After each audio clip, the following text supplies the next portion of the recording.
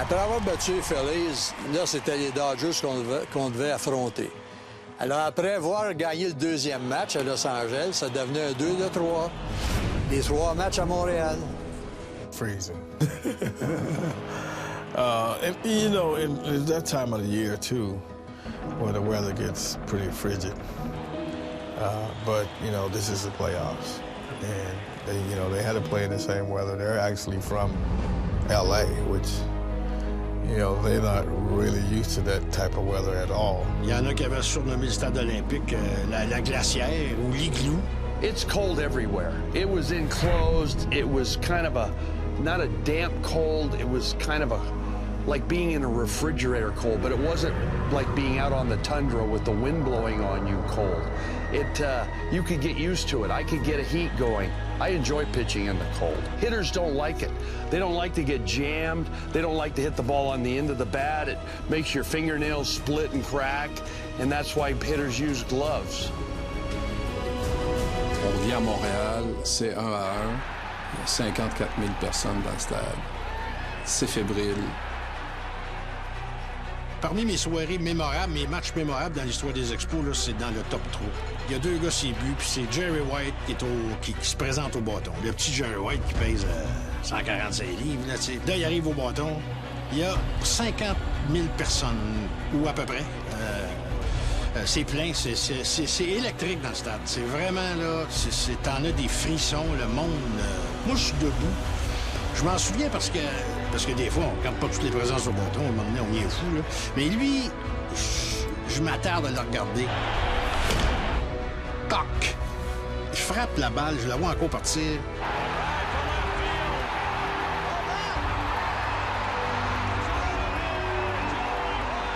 Circuit de 3 points.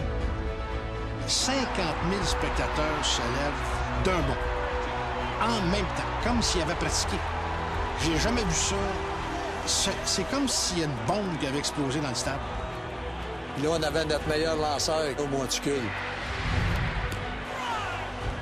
Contre Jerry Royce, qui n'était pas piqué des verres non plus, là. We played the first 2 games in L.A., and I flew back that day. I wasn't at the second game. It gave me a full 2 days of rest. So I had some success because they were a dominant right-handed hitting team, much like the Phillies were. And, you know, I tried to keep the left-handers from hurting me. And so again, it was just baseball. That's what it was at the highest level, but it was baseball. There it is. Steve Rogers a gagné. C'est la foule au stade olympique, c'était extraordinaire. À ce moment-là, le match est fini, les Expos mènent 2-1. Ils ne sont plus qu'à une seule victoire d'une première participation à la Série mondiale. One game away. 4e match, il s'est rien passé de particulier. Moi, je m'attendais, comme bien des gens, que la série atteigne la limite. Ça devenait une saison qui allait reposer sur un match. Le dimanche, là, on était prêts. Le dimanche, tout à coup, il s'est mis à pleuvoir, à faire froid. À un moment donné, il y a eu une décision qui a été prise de remettre le match au lendemain. It was really to nobody's benefit except Ray Burris and perhaps Fernando Valenzuela to postpone that game. Fernando was Fernando. He raised his head up. He was like Louis Tion from the left side. He would turn your back on you. He had a great screwball, a great changeup. You know, he got those right-handed hitters out on their front foot, and you couldn't do anything with it. And he threw just hard enough up and in, and you'd swear you were going to crush him, and you'd hit a fly ball. Écoute, là, il était ressorti de nulle part, lui, là, un Mexicain. Écoute, c'était vraiment, là, c'était l'attraction numéro 1 du baseball majeur. Tout le monde parlait de Fernando Valenzuela. I only hit off of Fernando maybe 2 plate appearances, two times. I will tell you, I have no idea how anybody ever hit him because the screwball would get to home plate at 75, 76 miles an hour, and then it would just disappear. It just never got to home. I don't know how it did it. It would just go out of sight. It's gray and cold and drizzly in Montreal. Temperature around 45 degrees. Mais le lundi, on l'avait d'un câble en première manche. C'est comme un boxeur, ça. Si vous ne l'achevez pas, là, il peut rebondir. It's a left center field. Baker can't get there. He holds at second base. With one out and not risk being thrown out. And they'll bunt him over. The throw to third, not in time. Tommy Lasorda already has a reliever up, Bobby Castillo. Andre Dawson is at the plate. Andre didn't have a great late September or October, but he was still Andre Dawson. Who was the leader of that team? This guy. Well, Carter thought he was our leader, but he wasn't our leader. Andre Dawson was the silent leader of that ball club. He was the guy that you looked up to. Every time you went into the clubhouse early, he was on the training table. He had a syringe in his knee. They were either putting in cortisone or taking out blood, one or the other.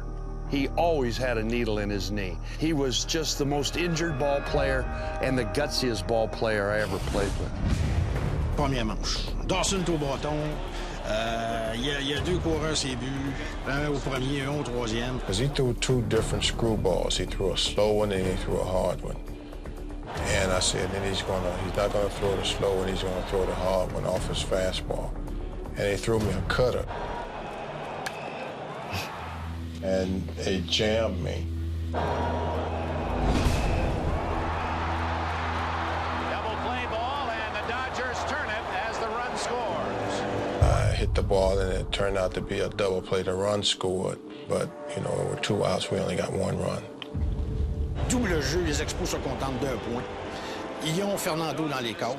Puis comme je disais tantôt, c'est le genre de lanceur que tu dois battre tôt dans un match parce que plus le match avance, meilleur il est, comme la plupart des bons lanceurs. Ils ont raté leur chance. Puis Dawson, on y a parlé après le match. Moi, je me souviens. Écoute, il pouvait pas frapper la balle plus fort que ça. Comme il dit, je peux la frapper, je la guide pas. And he threw that little slider in there and, you know, totally opposite of what you think he's going to do. And he made a perfect pitch on a great hitter. And, you know, the pitcher won out in that one. Got the double play. We scored the only run of the game for us. What were you talking about, a starting pitcher? Get him early. People will say, well, what is that? That's first inning. How's that connected with the 9th inning? Well, it's totally connected because if it's 5-0, Burris throwing the way he was throwing, it's 5-0. And we win and we go. And we party and then go play in the World Series. Avec Valenzuela, au tout début, il faisait froid. Là, il était dans le trouble. Mais lui, là, il s'est réchauffé à mesure que le match avançait. Puis il prenait confiance, Les Expos n'ont plus rien fait contre lui, là. Monday at third, the tying run, the go-ahead run, Guerrero at second. Valenzuela at the plate. Broken bat, and the run will score. So Valenzuela gets the job done as he ties it up with a ground ball to second. Monday coming in. Lorsqu'on est arrivé vers la fin du match, Jeff Redden se réchauffe. De qui c'est qui arrive dans l'enclos? Look who's warming up now in the Montreal bullpen. Steve Rogers, the ace of the Expos staff. Steve Rogers. Oh, pelé. Là, j'ai dit, il se prépare quelque chose. Steve Rogers était supposé lancer le premier match de la Série mondiale contre les Yankees. Moi, Redden, je sais qu'il n'est pas vraiment en état de lancer. Parce qu'il était sur la table du soigneur avant le match. C'était un bon releveur, mais il a mal au dos. And now in the 7th inning, I can remember, I believe it was Galen Cisco he said, okay, can you throw if he needs? I said, absolutely, I can throw. Well, just be ready. A starting pitcher is a guy that takes a long time and he has a kind of a rhythm to get loose, where a reliever has to get loose in 7 or 8 pitches. He is prepared. His arm is always stretched out. He can go. A starter does not play for 5 days, sometimes 6, before he gets it back into a ball game. So he has this regimen. It's like a giant sea tanker that goes out. If it's going out and it's 163 feet long, it's going to take a long time to turn that sucker around and get it back to port. That's what a starting pitcher's like. A relief pitcher is like a little PT boat that can go out there. We can't go real long, but we can go quick. And I can get loose in a heartbeat. Get me into the ball game, Coach. That thought process is now firmly implanted. I will be used. I think it then becomes when I'll be used, but I will be used. Burris is in the on-deck circle, but Steve Rogers is throwing in the Montreal bullpen again. Guerrero started back. Plenty of time to come in and make the play. 1 out. And now the decision, pinch hit for Ray Burris. And Burris gets a hand as he goes to the dugout. Puis Ray Burris nous a donné un match extraordinaire encore une fois. Puis là, Steve Rogers était prêt. Puis là, Jim Fanning a appelé dans l'enclos d'exercice. Puis il a demandé s'il était prêt. Il dit oui. Il dit, t'es prêt à lancer? Il dit oui. Fait que Steve, c'est pas son rôle. C'est différent, un lanceur partant puis lanceur de relève. En relève, il faut que t'attaques. Bang, bang, bang. Alors, Steve est arrivé dans le match. I do not second-guess Jim Fanning for that decision at all. Rogers was the best pitcher in the game. He was starting an inning. He didn't have to pitch out of the windup. And I thought you go with your best in that situation. Jim, il va avec Steve Rogers. Le monde est debout. Moi, sur le coup, moi, être franc, là, plus ou moins d'accord, mais finalement, je me dis, Colin, c'est le plus gros match de l'histoire des Expos. Qui tu veux au monticule à l'heure, à ce moment précis? Ton meilleur lanceur. C'est sûr, c'est pas un releveur. Je m'en fous. Quand j'y repense, j'y ai repensé souvent, j'en ai souvent parlé à Jim Fanning. Au début, j'ai second-guessé cette affaire-là, là, mais moi, être franc avec toi, c'était la bonne décision. Well, I didn't think that, he would come in with that minimal rest that he had from his previous start, unless it was, a situation where we had run out of options in the bullpen, and the bullpen was rested, had that extra day. But for whatever reason, the decision was made that, we were going to either sink or swim with our ace. Fanning, he went with the, Steve Rogers is our man, and he was doing it with his heart and not with his brain. And that's where we lost. A lot of people do things with their heart. Heart's a great thing, but you better have the head, too. And so for the first time this year, Rogers comes in out of the bullpen. It's his game, 9th inning, tied at 1. I can see myself breathing deeply, too. 0 for 3 today against Burris. Soft pop, and Rodney Scott has it. I didn't remember the first out being that easy.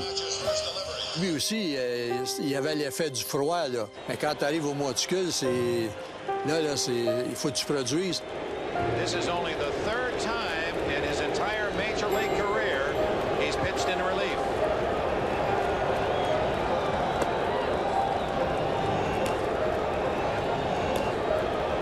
He falls behind Say, 3-0. Those were 2 sliders. They were good. Rick Monday on deck. Yeah, boy, I left this ball right there. Hit to left field, but is it deep enough? Raines has room. I thought that was gone. Ça, c'est pas Steve Rogers. Rogers, c'était à la hauteur des genoux presque tout le temps. Mais là, on aurait dit qu'il ne pouvait pas aller jusqu'au bout, porter la balle jusqu'aux genoux. Fait que les balles sont restées là. Avec des frappeurs de circuit, quand les lancers sont hauts, vous courez après les troubles. When Rogers gave up the ball down the left field line, I knew he was in trouble. I knew he didn't have his stuff right when he left the bullpen. He was not ready. He was not ready to come in. And that's why I got ready in a hurry. I prepared myself for Rick Monday, and I did not get to face Rick Monday.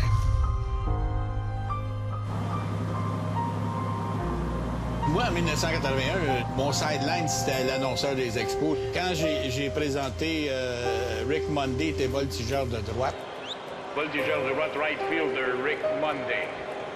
Et là, il s'amène au bâton. C'est un gros et grand gars, frappeur gaucher. Rick Monday is a lefty. You're a lefty. You know. It's physics. Explain that. It's physics. My arm is here. My ball runs in on him. My fastball runs in on him. He has a long, loopy swing. He's a good hitter, good low ball hitter. But I pound that sinker in on his hands, and he cannot, to hit that sinker, you have to bring your hands in this way. He could not have hit my sinker. He couldn't have. He could have hit it on the ground, but that's all he could do. He was never going to elevate it. The only pitch that I would have had trouble with him is if I hung a slider in a fastball count. Then that would speed up his bat, and he'd have a chance to hit a fly ball, and I wasn't going to give him that opportunity. I'm going to pound sinkers in on him all day long, and if I'm throwing the breaking ball, it's going to be this far off the plate when I'm ahead of him, and he's got to protect. And it forces him to swing the bat. That was my job at that moment of time, and I didn't get to do my job. 2 out. Suddenly becoming much darker. Out of play. Wow, I didn't remember that I threw the first pitch. I threw a good sinker, and he fouled it off. Everyone within themselves, their own thoughts. Oh, bad curveball. No one throwing in the Montreal bullpen. It's Rogers' game. 2 bad curveballs. I always had that curveball, and it was because my mechanics were so bad. I was rushing through the balance point, and the sinkers were flat. They weren't sharp. The curveballs were up. 3-1. I'm behind everybody. Rick Monday had some excellent swings these last 2 games. If you can have a count in your favor that you would like to have, other than 3-0, be 3-1. I absolutely knew that he was the only left-hander, and he was the only guy on their squad that was swinging the bat well, and I tried to miss. I tried to miss down and away if I was going to do anything, and that ball was just like Say's, right up over the middle of the plate. And I happened to get a pitch up that was higher than you normally got from Steve Rogers. Barry White in right field. Do not want to have a double here. And I hit the ball, and something happened that had never happened to me before. I lost the flight of the ball. À ma hauteur, là, où j'étais, là, c'était une des premières fois que je voyais une balle si haute. I did not know where it was. I knew it was hit really high.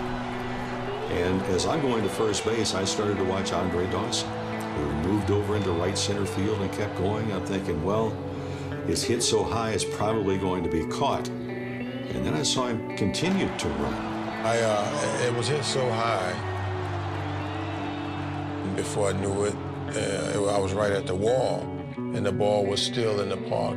Quand la balle est frappée, là, je suis loin d'être convaincu qu'elle franchit la clôture, là, parce que c'est un stade où la balle voyage pas si bien que ça. My son Andy was at the ball game, and he said, "Dad, look at the geese flying over the stadium. You know, they're going south for the winter." I go, "Bad omen. Bad omen." Juste un bruit de balle sur un bâton, là, toc. Tout le monde fige, là. Aussi calme que ça peut l'être, là, dans le moment, là. On regarde toute la balle aller. Bye-bye. And hit well. Dawson back. And Monday will touch them all.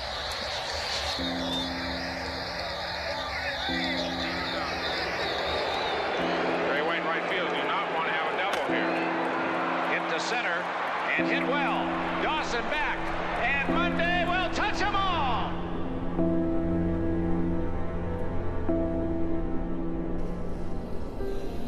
Veteran Rick Monday. And I got caught in a dance between first and second, jumping in the air, that I almost fell down. Taken deep by Rick Monday. His day of the week. And with all the many big hits he has in his long career, this one's Là, Val-de-Lis, Val-de-Rome, oublie ça, là, tu sais, il n'y a plus rien qui marche, là. Oh, c'est une espèce de vide, mon vieux, là. Je pense que j'ai entendu les pas de Rick Monday au tout début. Un silence total. Puis là, je regarde dans les estrades, puis je vois des gens qui pleurent. Puis là, tu te dis, hey boy, ça vient de chercher, là. J'étais malheureux pour les gens. It was a funeral for 36,000 people. Mais pourtant, il reste encore un tour au bâton. Là. Moi, en tout cas, c'est drôle. Je regardais ma valise, moi, puis j'ai dit, je pense qu'on n'ira pas à New York. On dirait que, je sais pas, le coup de circuit de Monday, là, ça... Waouh, c'était un coup de poignard. 2-1 Dodgers, 9th inning. The bottom of the ninth did not start well for Montreal. 1 out away. Valenzuela retired the first two hitters. Ensuite, il a donné un but sur balle à Gary Carter. Ensuite, il a donné un but sur balle à Larry Parrish. Là, Tommy Lasorda, il dit, un instant, là, on change de lanceur. So Lasorda goes to his bullpen after 8 2/3 fabulous innings from Valenzuela. Welsh est arrivé, il a fait face à Jerry White. Il y avait 2 retraits.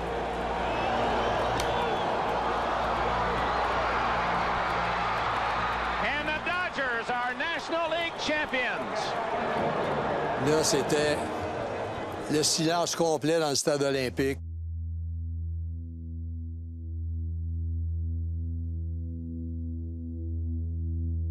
And the dream died.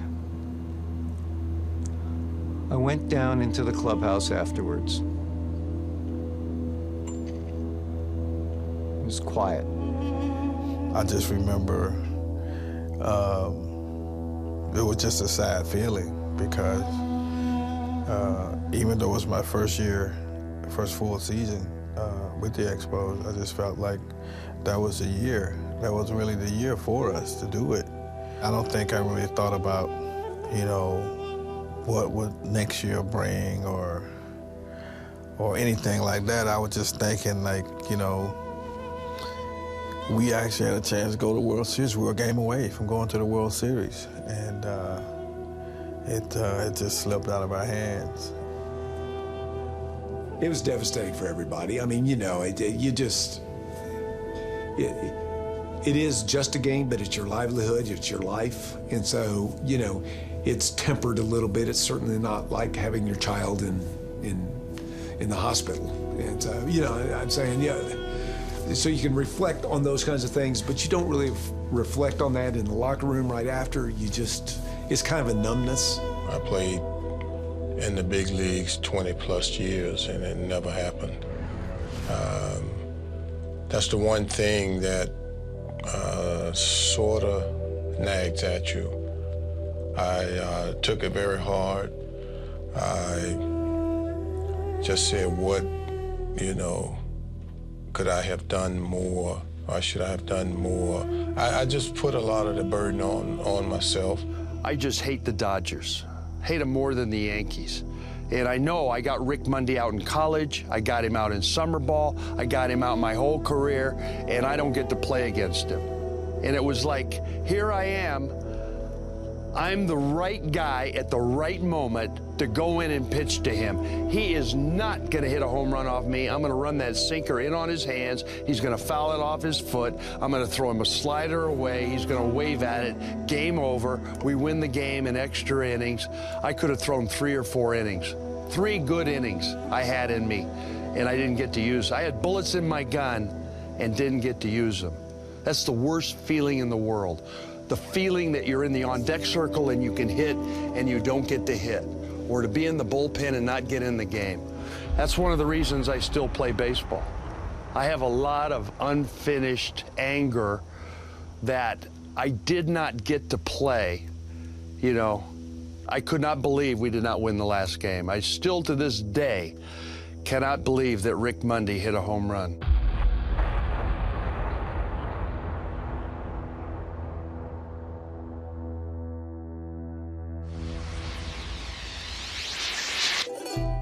What's really kind of funny is that the next year we came into town, we had an early game in New York, and Steve Yeager, who was our catcher, we went to dinner, and a gentleman came over and said, I have to ask you to leave.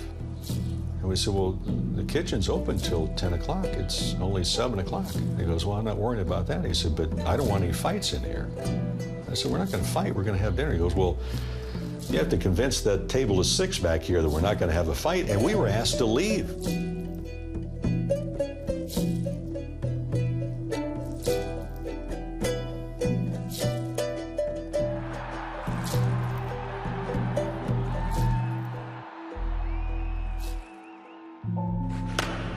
The most personal connection the average Montrealer who was, you know, watching games and involved in the baseball world at that time with me is that pitch, where they were on the day that the home run was hit. And so that's the first thing that comes out of their mouth. But it's okay. It's okay. And I hope it's not the only thing they remember. I truly have come to respect that as just a way to say, that's my connection with you.